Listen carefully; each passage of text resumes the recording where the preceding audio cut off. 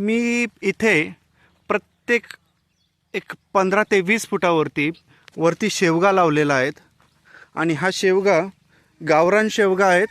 Okay, मूळतः आपण 70 ते 80% पिकं यामध्ये सगळी गावरान आहेत आणि पुढील वर्षापासून पूर्ण 100% पिकं आपण गावरान करणार आहोत.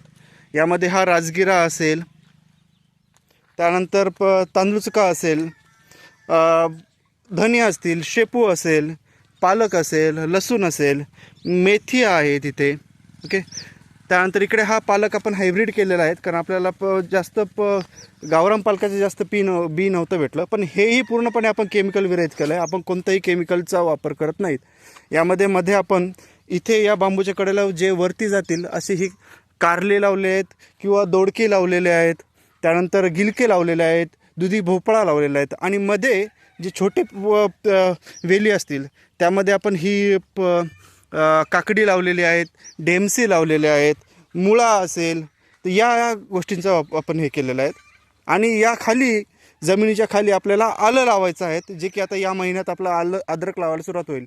तर तिकडे आपले मेथी, त्यानंतर ही पालक, ही शेपू, ही धने आणि हे सर्व गावरान आहेत, फक्त पालक वगळतं.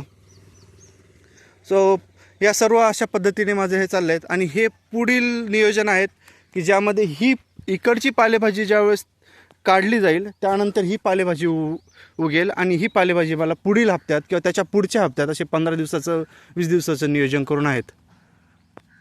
आशा आहे आपल्याला सर्वांना हे आवडलं असेल.